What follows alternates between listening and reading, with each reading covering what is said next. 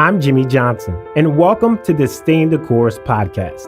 I'm an award-winning journalist, motivational speaker, spiritual leader, blogger, and now a podcaster.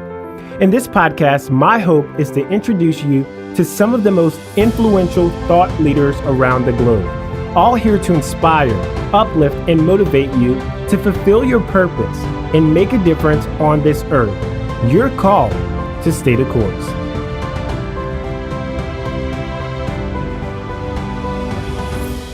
He's a speaker, author, host of the Messenger podcast, and chief operations officer at Messenger International, a nonprofit founded by pastors Lisa and John Bevere. Its mission is to develop uncompromising followers of Christ who transform our world.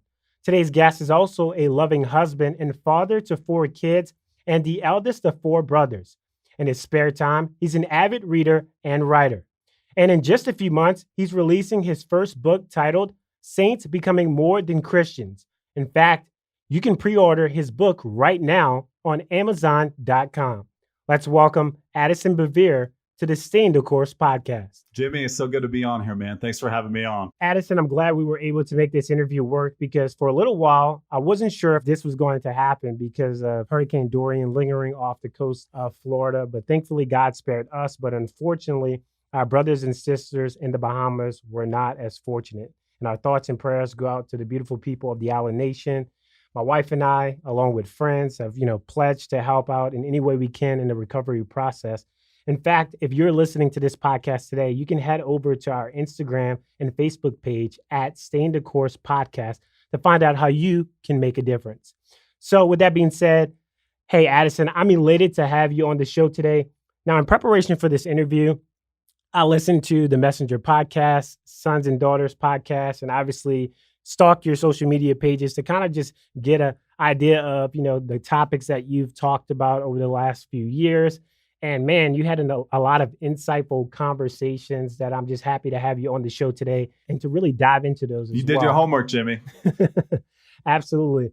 And one thing that really stood out to me, and being that you're the son of 2 very high profile pastors, Lisa and John Bevere, what was curious to me is just like growing up, how did you come about figuring out what your passion was and your purpose? Because I know my wife, she's a pastor's kid. So sometimes you can get kind of forced into following in your parents' footsteps and not necessarily having your own goals and aspirations. So I want to know what that journey was like for you. Yeah, well, I wanted nothing to do with ministry. Like I ran the other direction. People would come up to me when I was a kid and they'd be like, you're going to preach like your dad. You're going to preach like your mom. You're going to write like your dad. You're going to write like your mom. I'd be like, you don't know me. I wouldn't say that to them. I would smile and nod respectfully, but I'd be like, you have no idea who I am. You're just saying this because of who my parents are. And so there was definitely a complex that was created pretty young. I didn't want anything to do with it because it was what my parents did. And I was terrified of being compared to my parents. So I ran from it. And I ran from it for a long time. And then honestly, it was one of those moments in my life where God looked like I had this encounter with him where he was just like, look, are you going to obey me? I've called you to do this. I've spoken this over your life. This has been affirmed again and again and again, and you've run from it. Are you going to obey me? Are you going to do it? And I finally gave in. I was like, all right, God, I'll do it. In fact, I was so adverse to doing these types of things. I found out that this one guy, he was going to invite me to his conference to speak because he heard a message I did for our team. And I found out he wanted to invite me, and we were at the same conference together, and I was there helping my dad. And my dad told me, hey, he's looking out for you. Like he wants you to come and speak at this big event. I literally hid from him the entire time and then eventually just left the building because I didn't want him to ask me to speak at his event. So that's definitely been a journey between me and God. And God's made it clear this is a legacy that he's placed on my life, and he's called me to be a part of it. And a part of what he's put on our family is that this is something that's multi-generational. So now I'm embracing it. That's awesome. And I'm glad that you are embracing it because, it's a great calling to be in ministry. It's an honor. It's a privilege to be able to go out and preach the gospel and to share with as many people as we can. Another thing that I wanted to know from you is, being that you've had that experience and you know what it's like to have that pressure of, not even pressure, but, really, I guess it's pressure from God of, carrying that family legacy and really the legacy that God has set before us is for someone who may be a kid. Maybe his mom or dad worked in the medical field. Maybe his dad was this all-star football player. Maybe I'm thinking of the Manning brothers, Peyton and Eli Manning. They both followed in their father's footsteps to play football. What if there's someone out there who doesn't want to do that? How can you encourage them to kind of go after their own thing? Yeah, I mean, I think if their parents are pushing them really hard, I mean, oftentimes parents will try to live vicariously through their kids. If their parents are pushing them really hard to do something, I would have that conversation with their parents. Be respectful, be mindful of like their dreams and aspirations for you. But at the end of the day, like they are not the ones who live your life. You're the one who lives your life. You're the one who's going to give an account of how you steward the gifts and the abilities that God's placed on your life.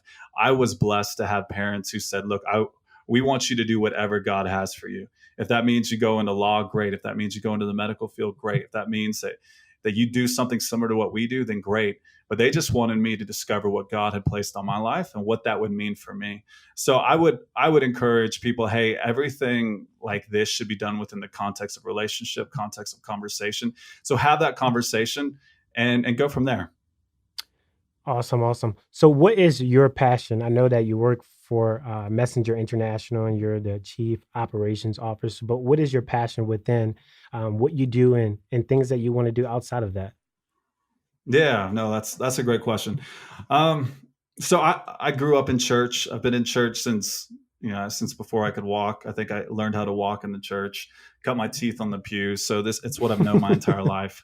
And and so for me, I grew up in some good churches, and I grew up in some churches that I would never want my kids to go to. And I just like there's some of them don't even exist anymore.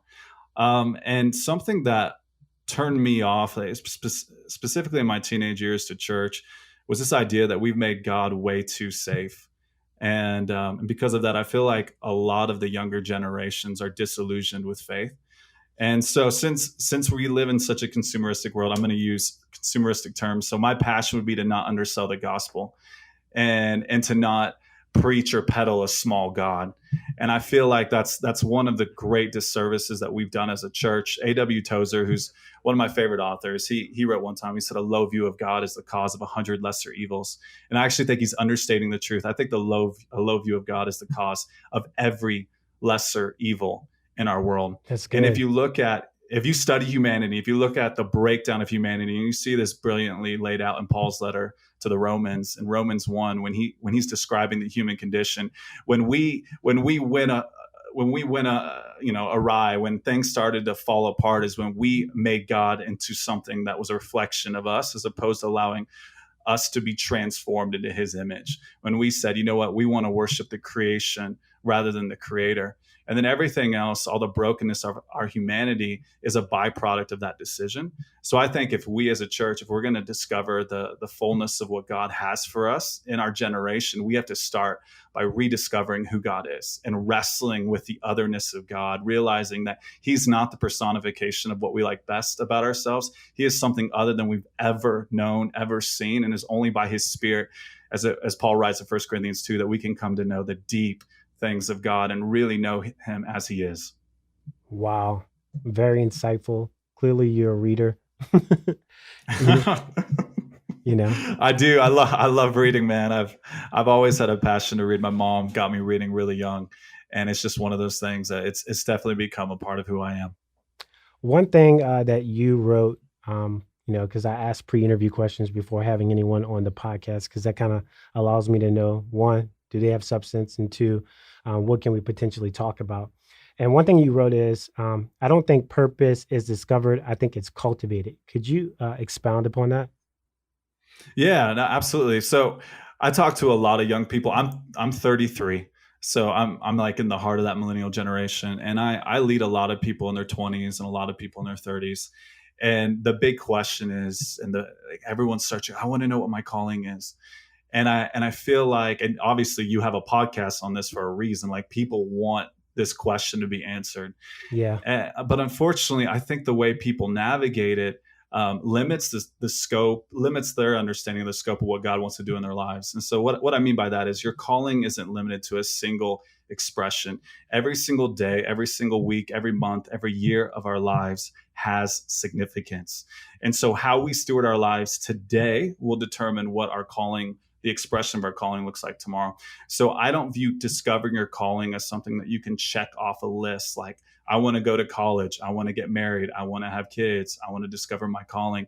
Calling is something that has to be cultivated. And the verse that I love to go to is Proverbs 20, verse 5. And it says that purpose in the heart of a man is like deep waters, but the man of understanding draws it out. And so I love that allusion to a well. And when you're going down for water in a well, you're putting that bucket down and then you're drawing it back up and you're drinking from it. Then you're sending it back down and you're drawing it back up. And I think that's the journey of discovering our callings. It's an intimate process that we navigate with God, who's the only one who gets to know the end from the beginning. Like we would love to believe that we can know the end from the beginning, but we don't. And I find that a lot of people, what they do is they want to know their full calling because they want control. They essentially want to be like, all right, God, I got this. I don't need you. You can be set aside. I've got the answers that I wanted. I've essentially used you to get what I want. Now I can live my own life.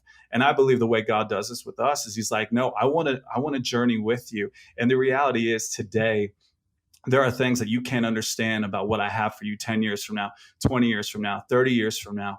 And so I'm just going to give you glimpses of your calling today. Mm-hmm. And then as you grow, as your ability to obey, as you show like that capacity to obey, and the amazing thing is about obedience is anytime we obey, we generate the capacity for greater measures of obedience. As we do that, he peels back the layers and he shows us more and more and more of our calling. So I'm 33. When I was 18, when I began that journey of like, what am I called to do? What do I need to do in school? Why has God put me on this earth? There were so many things at 18 that I did not know that I know now. And as I look back over the last 15 years, I see the ways that God has moved in my life to build capacity for me to get a vision of the calling that he's placed on my life, which positions me to do the things today, that would have felt really big and overwhelming to the 18-year-old version of me. So what would you have told the 18-year-old version of yourself about what you know right now in regards to your calling? Yeah. No, that's a great question. I would say learn how to be faithful with the day.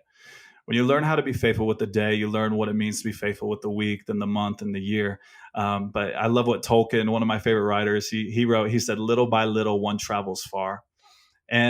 And I think so many people, they become immobilized. They lose faith. They lose hope in the day because they're trying to picture it all together. And so something I like to tell people is I tell them that a dream, like that vision of the thing God will do one day in your life, and God puts those things in our hearts for a reason. Those dreams, they're a friend of our future unless they steal from our present. So that's a good thing. Like that's a friend of your future. That's a part of what God's going to do in your life. But if that dream, if that vision, if it's stealing from your present and not energizing your present, then you're actually not moving forward into that dream that God has placed in you. And so for me, it's all about being faithful with the day. It's that whole idea of you're faithful with a little, you'll learn to be faithful with much. And I had one friend, for instance, he really wanted to be a pastor and he was a marketing director. And I took him to lunch and I just asked him, I said, "Hey, what are you doing today to be a pastor? Like, what are you doing today that is pastor-esque?" And he was like, "I'm not doing anything." Wow. And I just looked at him and I said, "Bro, seasons change overnight. And if you're not ready to step into the next assignment that God has for you, when that opportunity comes, you're going to miss it. Like, you need to practice right now. You need to be faithful right now. You need to be a pastor to the people in your world, the people that he's put around you. And when that moment comes for you to step into what's next, like, you'll be ready for it. And that could come overnight." And you know what's crazy is his transition actually came pretty much overnight, and he did become a pastor. But thank God he had a friend like you, right? Yeah. Well, and he's a smart guy too, and had a lot of other good friends in his life. But that whole idea of finding meaning and purpose and significance in the present, I think one of the enemy of our soul's greatest tactics is to try to convince us that the present is insignificant. If he can do that, he can undermine our future. And so if you want to be faithful with stewarding your calling, with cultivating your calling, learn to be faithful with the day. Wow. I love what you just said about, Go ahead. Go ahead. Yeah, no, I'm gonna add one other thing to it. Okay, so Jesus, when he's talking about anxiety and concerns and not giving concern or worry to tomorrow because today's struggles are sufficient. What he's saying is he's actually this is, you know how Jesus is, he's very enigmatic sometimes, but what he's actually saying is you can actually see tomorrow through today. And so people out there are like, no, but I really need answers for tomorrow. Well, actually, if you're present with today and in today, you will actually see tomorrow and beyond tomorrow. It's the people who aren't present today who actually can't see the future. The people who are most in tune with the present, they have insight, and insight leads to foresight. So if Mm, you want to have foresight, if you want to know what is going to come, you need to be a person of insight, and you can't be a person of insight without being present. wow. What I love what you said is, doing it little by little, right? And right now I'm reading a book by Liz Bohannon, who's the next guest on this podcast. Her book, Beginner's Pluck, and she talks about dreaming small. Mm. So many times we have this big dream, but we're not willing to do those small things that lead to the big dream. Yeah. You really spoke a lot about that. What are those small things that you're doing right now in regards to leading this organization that was founded by your parents that you believe will lead you to that big dream that you have, that God is leading you to? Yeah, absolutely. So for me, it's about looking at the people in my world because God's all about people. I mean, the whole gospel narrative, it's about people. It's the fulfillment of a promise made in Genesis 12 that all the nations of the world would be blessed through a man, through a family. And so for me, when I find purpose in my days, when I'm others oriented. So I look at those opportunities that I have as a leader to develop the people around me. I look at the opportunities that I have to be faithful to the projects and the tasks in front of me today. I look at what's in my hand, and as I've been faithful with what's in my hand, the opportunities they continue to come to me. So like for years, I've been in a world that would have put me out there just because of who my parents are. And I've stayed behind the scenes, and a lot of that has been God protecting me and humbling me and building me up and doing all the things that he needs to do in secret because he needs to prepare me for the service that he's will eventually position me for.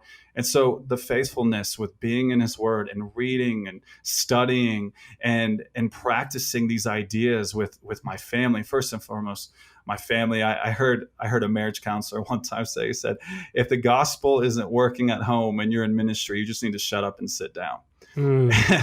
And there's a lot of truth to that. And so working it out, what it means in the context of family, what it means in the context of our everyday lives. And there's a proverb that says that the world of the generous gets larger and larger. So when we live with an awareness of other people and their callings and their gifts and what God's put on them and what God's placed within them, then what happens is what he's put inside us becomes larger and larger because we're others oriented, because the world of the generous gets larger and larger. So I think one of the pitfalls of this conversation around calling is it can become very self-centric. But God always puts things on our lives for the sake of service. He always puts things within us for the people around us. And so when you start to view your world through that lens, opportunities will open up for you to serve and for you to give a greater measure of what God's placed on you and in you. And the other day, I posted this on an Insta story. It's a quote that I heard you say in one of the podcasts that you have, and you said, in the kingdom of God, He gives us status for the sake of service, not status to bolster our sense of significance. Which I think so many of us have this so confused. Would you agree? Yeah. Well, No, clearly you agree. absolutely. Yeah. I mean, yes, I do. I do agree. And God, he does give us status for a reason. Like we want status, and that's actually okay. Like that's not a bad thing. What Jesus did was significant because he was the greatest. So Jesus laying down his life was significant because of his status. It wouldn't have been as significant if he wasn't the greatest, but the fact that he was the greatest, he was the son of God, the fact that that man, that person laid his life down, wow. You know what I'm saying?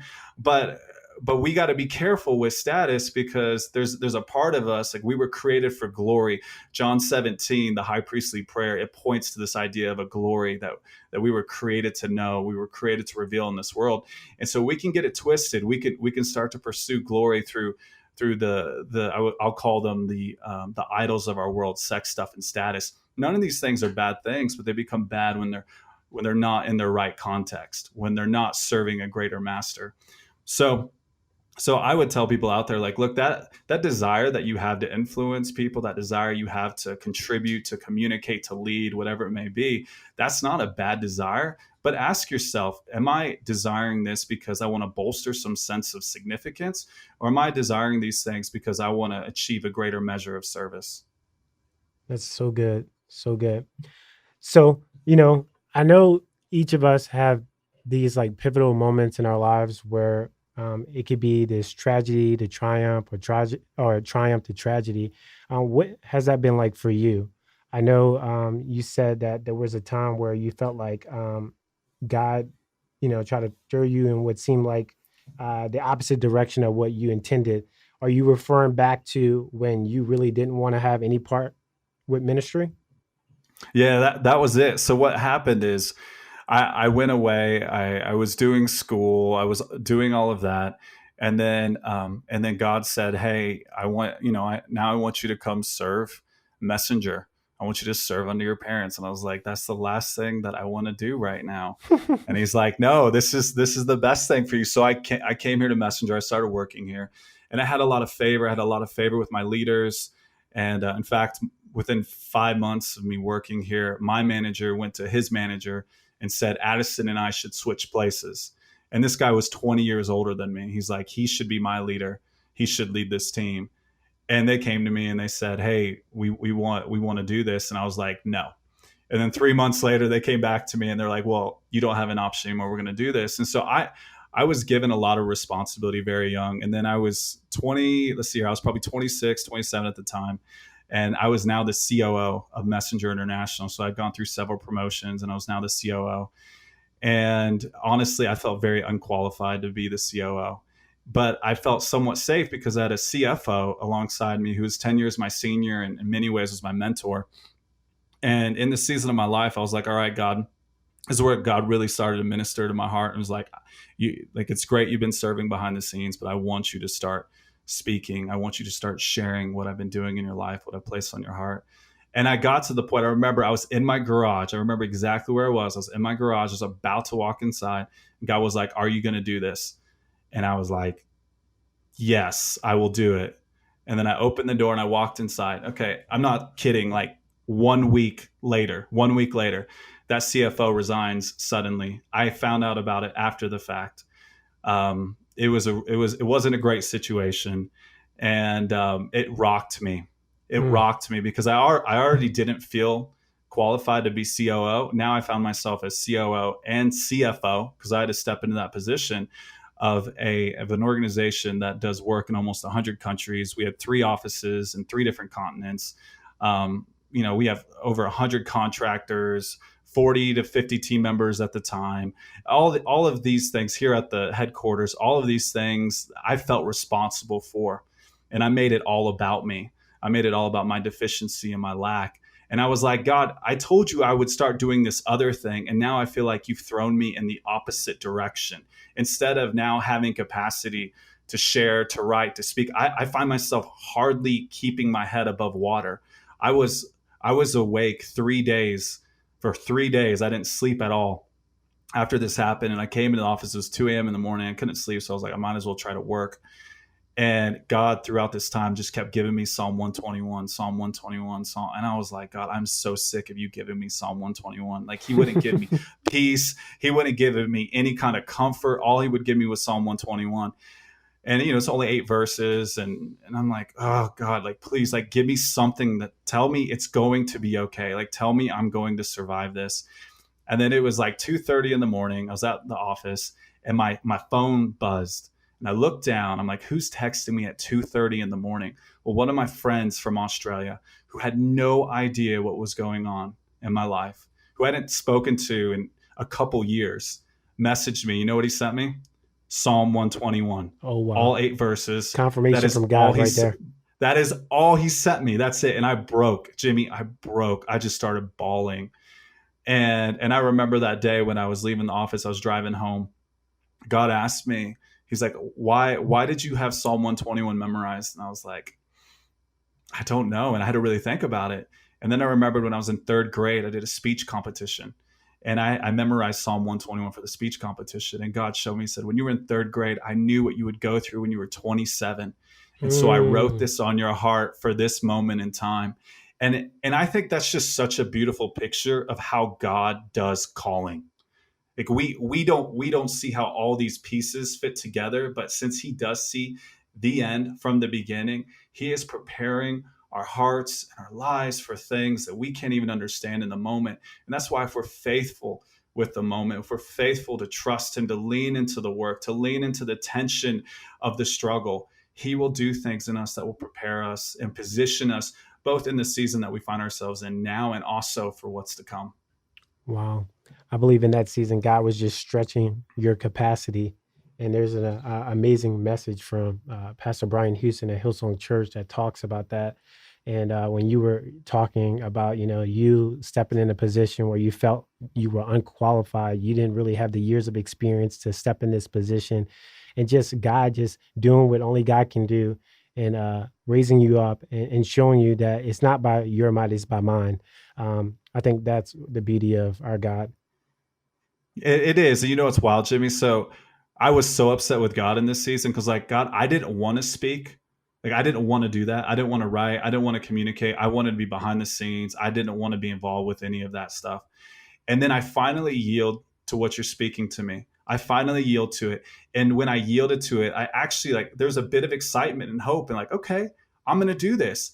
And then the moment I did that, it was like it was all taken away for years. All of it was taken away for years from me. And now I find myself in this season where I'm not, honestly, like, I'm not chasing that stuff. Like, I'm not chasing writing. I'm not chasing speaking. The book that I wrote that because God told me to write it. And then after I finished writing it, I have a friend who's a literary agent. She was like, "Hey, we need to get this. We need to get this in front of some publishers. This is amazing."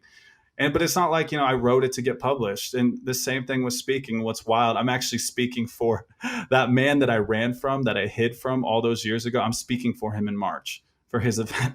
So it's just funny how God works. Sense of And now humor. I have yeah, he has a great sense of humor. And I have this phenomenal team now around me here at Messenger, a phenomenal executive leadership team where I can do stuff like this, where I can travel, where I can speak, where I can write. I mean, don't get me wrong, my plate's still very full being a father of 4 kids and married and being the COO of this organization. But God, He's given me a grace to have additional capacity. And it's just been amazing to see His faithfulness. Love that so much. Let's dig a little bit into you, one, being a father, and two, just you being able to navigate, one, this amount of weight that you have on your shoulders as, chief operations officer. How do you manage? You already mentioned your team. Obviously having a great team around you is important. But how do you manage? One, making sure that you're still heavily present as a husband, and then a father, and then accomplishing all that God has set for you to do. Yeah, it's not easy. And that was my great struggle. And don't get me wrong, it's still a challenge, it's still a struggle, but I'm learning how to do it. And I think for me, the first step was acknowledging the fact that the whole, like, compartmentalizing your life thing just doesn't work. And even the definition of priority doesn't allow for multiple priorities. And we say, oh, I've got all these priorities. No, actually, you can only have one priority. The second it's two on that priorities list, it's actually no longer a priority. And so Mm, I've had to learn to be present, to be aware of what's needed from me in the moment, and to be aware of the season. So there have been seasons of my life where my kids, just depending on what they're going through, like, they need more of my time and attention. They need more from me. And my wife, the same thing here at the office. And so just being aware of that and being in tune with what God is doing in that moment and what is required of you in that moment. So the whole idea, even like a 40-hour work week, which is kind of antiquated. It's a byproduct of the Industrial Revolution. It really doesn't work today. And so with how connected we are and everything that happens in our world with the fast pace, like, you try to separate work and home, like it's very hard.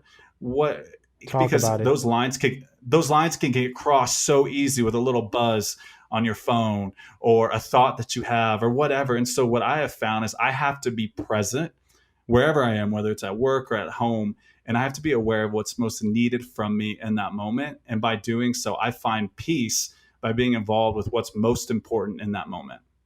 Wow. That's good. That's good. Real good. So, hey, this is the Thanks, part of man. the podcast where we jump into the rapid fire questioning. Okay.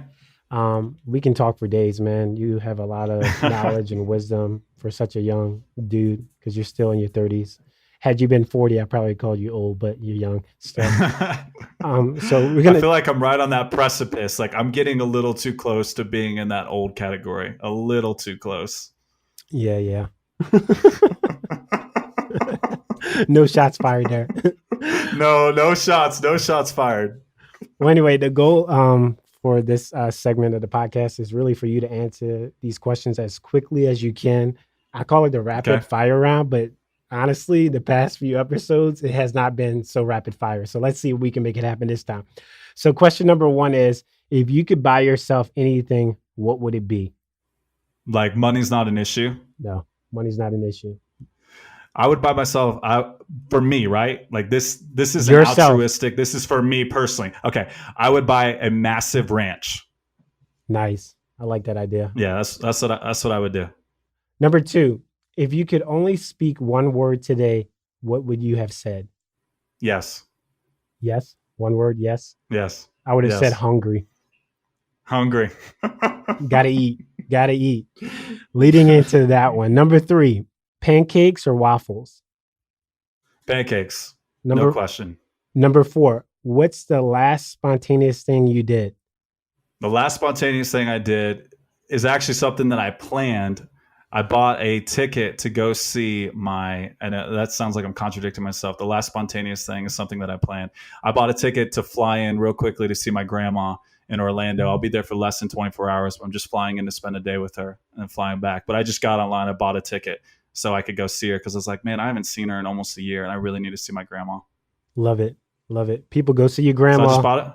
I just bought a plane ticket. I just jumped online. I found a good plane ticket. I didn't worry about like where I was going to stay or anything like that. I just bought a plane ticket. I was like, figure it out later. Stay at grandma's. Come on. Well, here's the thing. She lives in one of those assisted living places. She's Gotcha. like 94. Yeah. So yeah. Yeah, that's where I'm going to be at. This is Florida, so Yeah, She's actually in Vero. She's in Vero Beach, Florida. she's 2 hours So she's away down. from me. I'm familiar with Vero. That's a nice little Yeah. spot. So That's where all those retired people go to hang out. absolutely. Nice ranches too. Number 5, your favorite quote. Wow. Okay. Favorite quote is truth is not subjective, but its discovery is subject to a journey. Bingo. Well, Addison, I love that you were on the podcast today. How can people keep in touch with you? Plug your website, social media handles. Yeah, I mean, the big thing, honestly, like I hate social media, if I'm being completely honest. So really the only thing that I engage through somewhat is Instagram. I know that's terrible. Me too. But in the months ahead, it's Addison Bevere. And then in the months ahead with the Saints release, addisonbevere.com will have a bunch of stuff for Saints. I haven't launched addisonbevere.com, but it will be launched in the near future. But if people really want to get to know me and know my heart and the message that is the most dear to me, that Saints book, Saints Becoming More Than Christians, it's available for pre-order now, pretty much anywhere you can pre-order books. And it'll be available wherever books are sold on January 21st, 2020. Man, I can't wait to get my hands on a copy. I want to check it out. So looking forward to reading it. I know you put your heart and soul into it, and especially if it's a message from God, I know it's going to touch so many lives, and that's the whole point of it. Thanks, Jimmie. But hey, man, thanks again for joining me. Man, it's been an honor, Jimmie. I hope we get to do it again soon. I'm Jimmie Johnson, and you've been listening to the Staying the Course podcast. You can follow us on Twitter, Instagram, and Facebook. If you haven't yet, go to Apple, Google, and Spotify and subscribe, rate, and review the show today. And remember, you're called to stay the course.